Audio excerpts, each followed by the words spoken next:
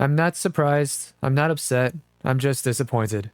As expected, XDefiant is going to be closing down, and it will be closing down on June 3rd, 2025. Now with this, there's a lot to get through, so I'm going to try and get through it as quickly as I can, and I don't really want to quote anything that anyone has said, so I'll just leave some of that up on screen and mix that with the gameplay that I have left over. First and foremost, there was a lot of talk about XDefiant being a Call of Duty killer. That was never really XDefiant's marketing. You will never see an official post by XDefiant stating that yes, that we are the Call of Duty killer. No one was really saying that outside of YouTubers. But if you do look at what Mark Rubin has said, as well as some other notes mentioned by Insider Gaming, which I will put on screen, you'll see that yes, they were trying to compete with the best. Unfortunately, there's not a whole lot here that XDefiant offers that could make it compete with the best. And that's not entirely Mark Rubin's fault. There is a lot of reasons to it, so let's just get down the list. First and foremost, skill-based matchmaking. I know a lot of people are saying that, well, the game didn't have skill-based matchmaking, therefore it failed. That's not why. Skill-based matchmaking is different from one game to the next. If the only game you play is Call of Duty, you only know how Call of Duty's skill-based matchmaking works if you are not protected by it. If you are protected by it, then you think it works in a completely different way. Skill-based matchmaking works differently in each and every different game. Some games work better than others, and in other games like the finals, skill-based matchmaking is usually pretty spot on. It allows me to play and have fun and do something valuable to the team without feeling like I'm dead weight, and in most cases without feeling like my team is completely useless. And that's where I've gotten in Call of Duty. Either I'm given a team that is competent, or I'm given a team that is completely incompetent, and I'm facing against 3 players that are exactly my skill level. XDefiant going the route of not having any kind of skill-based matchmaking whatsoever may have been an extreme, and they maybe should have some sort of skill-based matchmaking, but it was definitely not going to be the same way that Call of Duty did it. And if this game, XDefiant, were to be successful for a longer period of time, there was no reason for it to die just because of not having skill-based matchmaking. I don't want to say this word anymore, but one more time. The only thing XDefiant could have done different in this department would be to make their own, or say that they have their own version that's more relaxed than Call of Duty. And with that alone would have been a selling point. And you could have, and again, if the game succeeded, Call of Duty would then have to make changes to their skill-based matchmaking because they're seeing more people are playing XDefiant and more people are playing it more often and having a more fun time because their matches aren't being manipulated like they are in their own game in Call of Duty.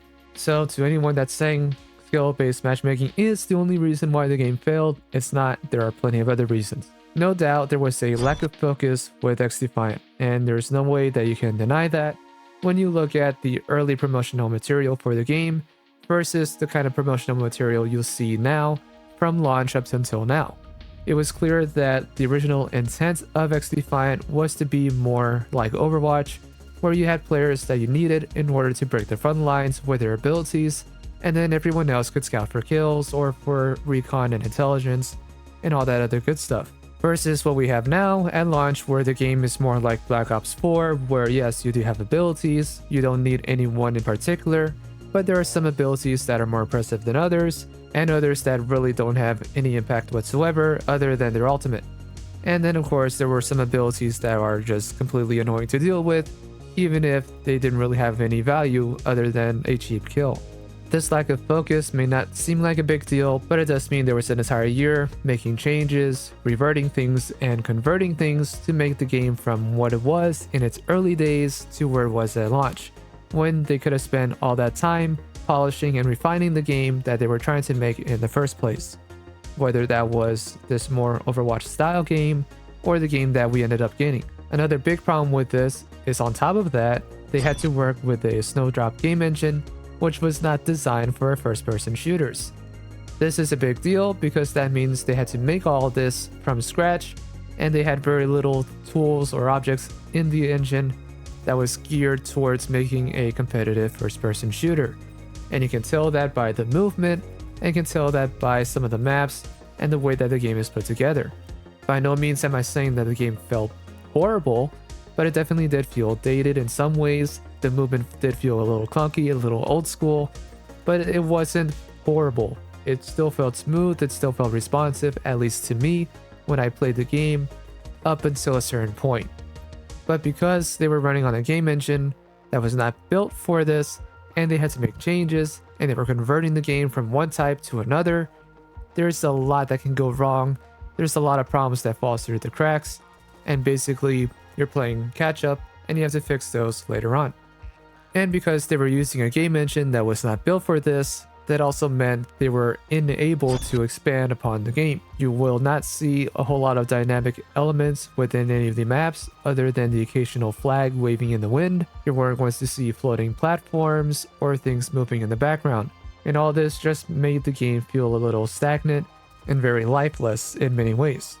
And because they were unable to expand upon the game, that also meant they couldn't make more dynamic game modes or larger game modes, larger maps, and things that would make the game different than just the average arena shooter experience.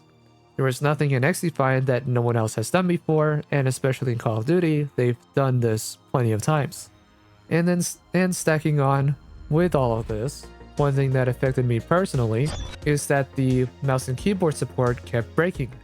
In the early betas of this game, about a year before release, the mouse and keyboard support was right on.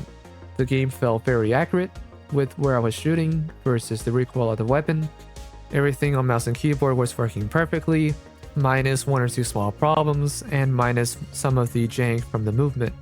Outside of that, actually aiming down sight and hitting the target and having the bullets land, all of that was working, and of course the netcode was not that great either, but when it was working, yes, my shots were landing. The mouse and keyboard support somehow broke between then and launch, and the mouse and keyboard support was broken at launch, and then it wasn't until a few months later when I made a video about the next season that the mouse and keyboard support was fixed again, and then it kind of broke after that again. So there are plenty of flaws with this game and the game engine where these developers would have had to keep fixing the same problems over and over again because of either spaghetti code or engine limitations. And now getting into the last few points, XDefiant had very limited game modes that we've seen before with one or two very small twists, and it also had very limited content. Not just playable content, but earnable content that was either free or premium. I think I had mentioned this a while ago in one of my earlier videos. If you are going to make a game like this, you have to make the premium stuff as accessible as possible, even to the point where the first season's battle pass should have been like $5. And the reason why I say that is because you want to give players as much reason as possible to play the game outside of it just being another first-person shooter. You want the actual content in the game to be accessible to as many people as possible so that they come in for the next season. Them not having a clear vision of what the game was going to be like, along with the game engine that they were working on, and everything that was changing behind the scenes up until release, also meant that they were going to be limited in the game modes that they can provide, as well as limited in the amount of content that they can provide. Again, both free and premium, as well as monthly and weekly events that they could have hosted but never did. And that leads into my next point, where maybe XDefiant did not need a battle royale, but it did need some other larger game mode outside of Escort. But again, that's something that the game can never do because of how it was built and what it was built on top of. All in all, XDefiant just suffered from a really bad foundation and was just never given the time to recover from that and expand the game engine to be able to expand the game further and make the changes that we all wanted to see. And because the game did not do anything different, and because it was not the most polished version of an arena shooter, and the netcode was still not working, and the hit reg wasn't working half the time, and the mouse and keyboard support was breaking every other season, there was less and less reason for players to keep playing. On top of charging $10 or $15 for each battle pass, which again, at least for the first season, charge $5, make some sort of introductory premium pass that people could pay for that was going to be cheaper than anything else on the market. Now I know XDefiant was always looked at as competition against Call of Duty, and to some extent it is. But it's only competition against Call of Duty on the multiplayer side of things. Even if XDefiant succeeded and stayed around, the only changes we could possibly see in Call of Duty would be on the multiplayer side of things, which means the matchmaking may still be just as bad in Warzone as it is now. But not all hope is lost. There are other games on the market that are first-person shooters that do take some of that pie away from Call of Duty, and we also have a big game coming up, which of course does not have a battle royale, at least not yet. It might, but it does have an extract game mode, and it also has your regular Battlefield style game, and they are also going to be offering smaller 5v5 style game modes. Now Delta Force is going to be a very new game. There's a lot of things we don't know about it. We don't know how the matchmaking is going to work.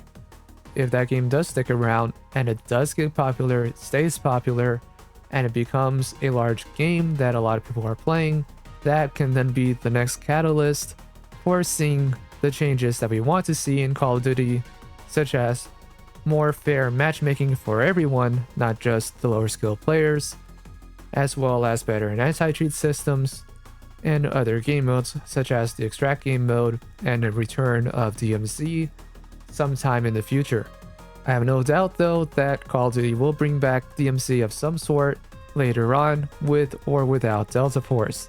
Just that Delta Force will be the leading example, and Call of Duty will have to follow that. And if there's one thing Activision does not want to be, is a follower of another game.